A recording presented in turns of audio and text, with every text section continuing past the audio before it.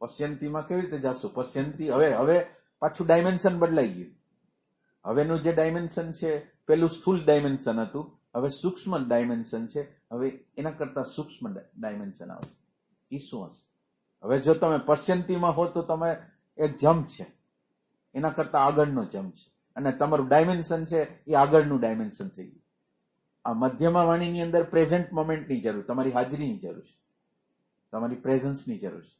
અને એ પ્રેઝન્સમાં અત્યારે જે પ્રગટ થઈ રહ્યું છે એને તમે જાણો છો. અત્યારે અંદર પડેલું બધું તમે જાણતા નથી, પણ અત્યારે જે પ્રગટ થાય છે એને તમે જાણો છો. આ થઈ મધ્યમાં વાણી.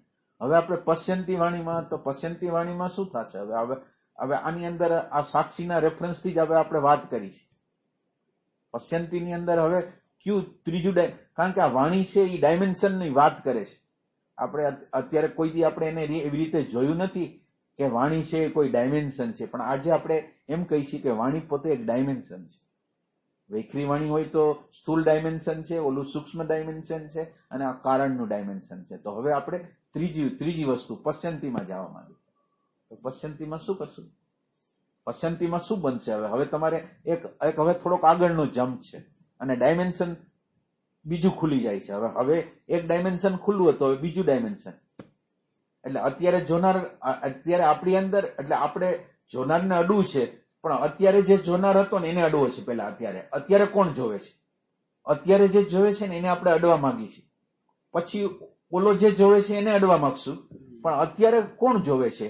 તો હવે જે આપણે માનો કે મધ્યમાંની અંદર આપણે કોઈ વસ્તુને જોઈ રહ્યા છીએ, માનો કે એક ખરાબ વિચાર છે, કોકને હેરાન કરવાનો કોઈ વિચાર છે, નેગેટિવ થોટ છે, અને આપણે જોઈ છીએ, તો આપણને શું થાય છે? હવે નો વિચાર, એટલે અત્યારે તો આમ જનરલ જયારે મધ્યમા વાણીમાં હોય ત્યારે જે દેખાતું હોય એ જ દેખાતું હોય. એની પાછળ શું બની રહ્યું છે બેકગ્રાઉન્ડમાં, ગમે છે નથી ગમતું એના તરફ નજર અત્યારે તો વાત કરી છે એટલે, બાકી એમ ખબર ન હોય ત્યારે. હવે આ બીજું સ્ટેપ આવશે કે એની અંદર તમને ખબર પડશે કે આ દેખાણું, એની પાછળ અભિપ્રાય જાય એવો હેતુ જે પ્રગટ થયો, ગમો અણગમો પ્રગટ થયો, એ ત્રીજું ડાયમેન્શન. એટલે આ ડાયમેન્શન છે આખું. એટલે તમારી આખી દ્રષ્ટિ બદલાઈ ગઈ. તમને જે દેખાતું નહોતું, આ પશ્યંતીની અંદર તમને જે દેખાતું નહોતું એ દેખાવા માંડ્યું. જે નિરીક્ષક જોતો હતો અને તમે એમ માનતા હતા કે સાક્ષી જોવે છે, એને તમે પકડી પાડ્યો. આપણે એમ માનતા હતા કે આને જોનારો સાક્ષી જ છે, પણ એ સાક્ષી નહોતો, નિરીક્ષક હતો. તો આ છે પશ્યંતીનું ડાયમેન્શન છે. એટલે પશ્યંતીની અંદર તમે અત્યારે કઈ જગ્યાએ આવી ગયા? તો કે હેતુ લગીને આવી ગયા. હેતુ, એના કારણ લગીને તમે પહોંચી ગયા. એટલે પ્રકૃતિ આખી પકડાઈ ગઈ, પ્રકૃતિ આખી તમારા હાથમાં. એટલે પ્રકૃતિ શું કહેવાય એ તમને આખી વસ્તુ ખ્યાલમાં આવી.